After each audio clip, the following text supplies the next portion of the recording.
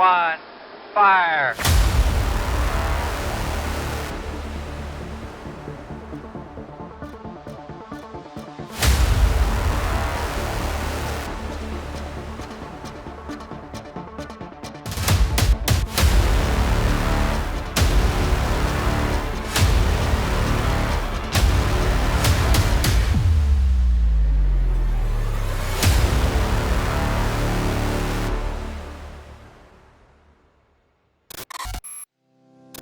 Всем привет! Джейсон снова на связи. Сегодня у меня на обзоре представитель космической тяжелой артиллерии игрового подразделения TAF от Asus. Это корпус TAF Gaming GT501 White Edition. И как понятно из названия, это его белая версия. Выглядит, несмотря на цвет, строго и брутально, стоит так же. В общем, как всегда, запасайтесь вкусняшками, заваривайте чаек или кофеек и давайте знакомиться с ним поближе. Его габариты составляют: длина 566, ширина 261, высота 545 мм, не учитывая ручки.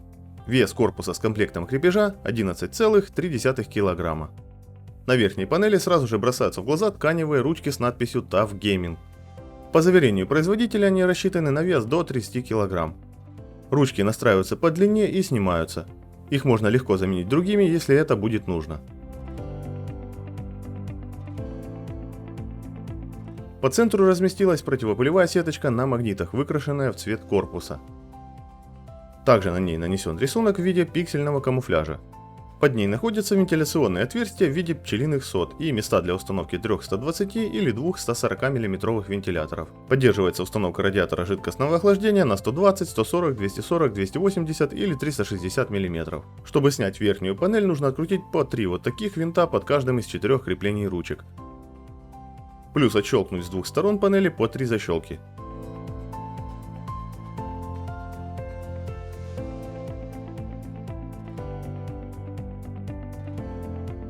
Как видно, панель состоит из пластика и металла. Крепление ручек полностью металлическое, и оно напрямую крепится к шасси корпуса с помощью тех 3 винтов, которые я выкрутил ранее. Поэтому к надежности такой конструкции у меня вопросов нет.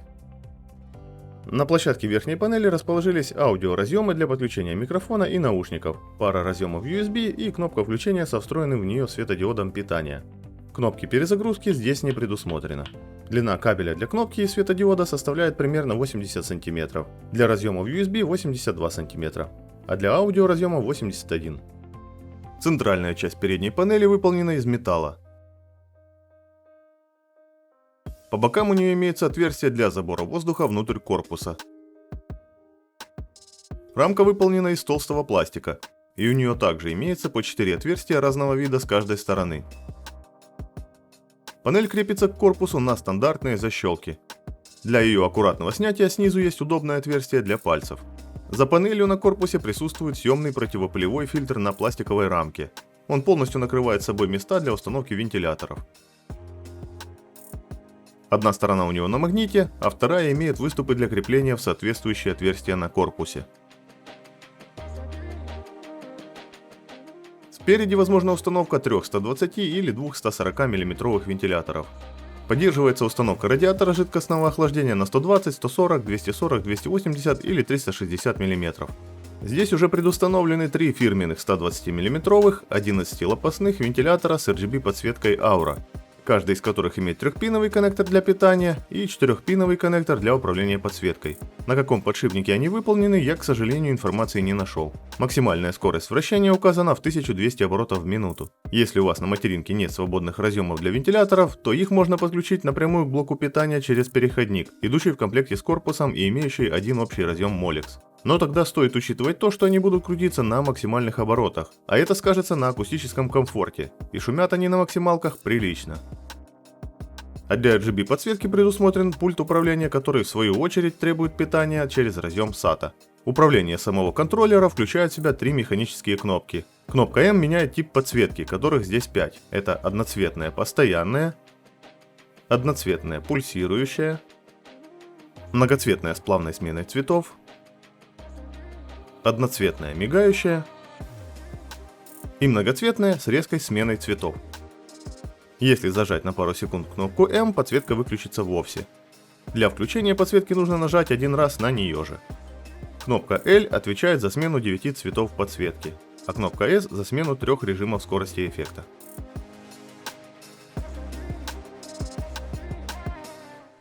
На задней панели расположены отверстие под заглушку для материнки, посадочное место под один 120 или 140 мм вентилятор. Радиатор СЖО на 120 или 140 мм также здесь можно разместить. Регулировка по высоте присутствует.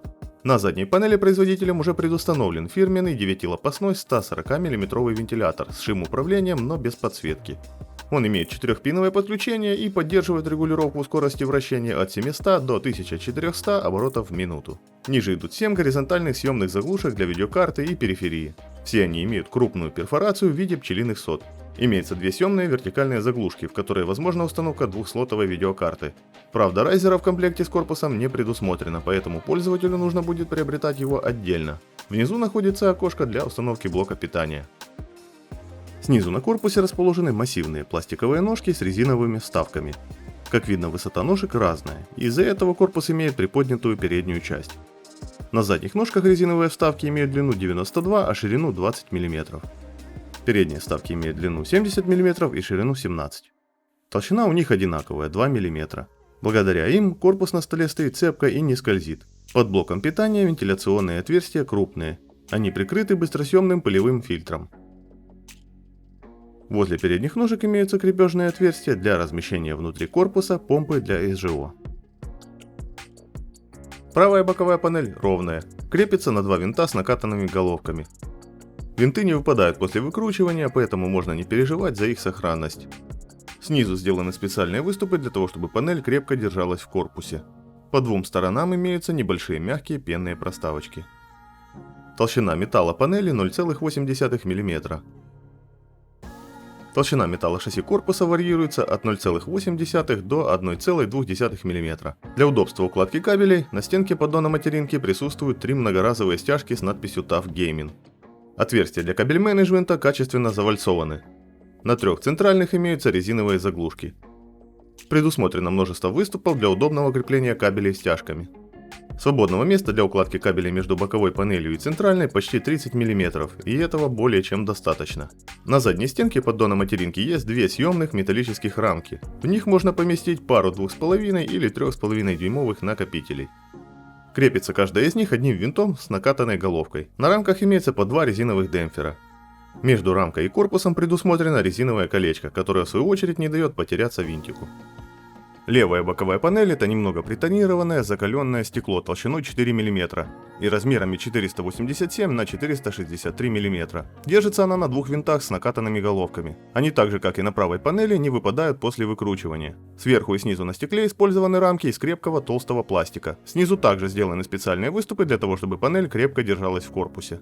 Присутствуют здесь и небольшие пенные проставки. Пространство внутри корпуса понравится тем, кто привык не стеснять себя в процессе сборки.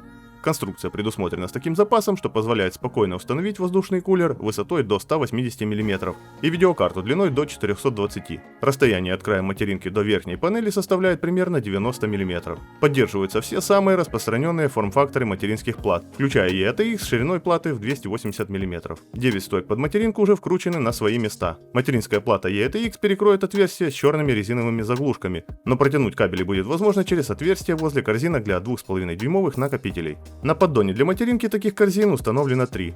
Каждая из них закреплена к поддону одним винтом с накатанной головкой. Еще раз напомню, что место для укладки кабелей за поддоном материнки просто завались. Кожух, закрывающий блок питания, пластиковый. В нем имеются отверстия для крепления райзера, а также отверстия для удобного кабель-менеджмента. Расстояние от передней панели до начала крышки кожуха 81 мм. Крепится кожух к шасси корпуса с помощью 2 винтов.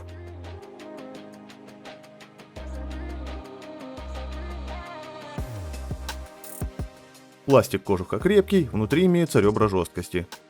В месте установки блока питания здесь предусмотрены резиновые демпферы. Кстати говоря, крепления на задней стенке позволяют устанавливать его вентилятором вверх или вниз. Производитель рекомендует устанавливать сюда блоки длиной не более 240 мм. Но как видите, сюда влезут и более габаритные БП. Этому можно дополнительно помочь, убрав 2 съемные корзины для накопителей. Находятся они в специальных пазах на центральной панели и дополнительно удерживаются винтом с накатанной головкой.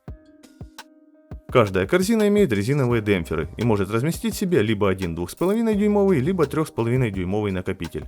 В комплекте с корпусом, помимо стяжек, дополнительных стоек и съемника для них, а также комплекта винтов, Поставляется пластиковая заглушка, которой можно закрыть отверстия в кожухе для дополнительных компонентов СЖО, если вы их не используете.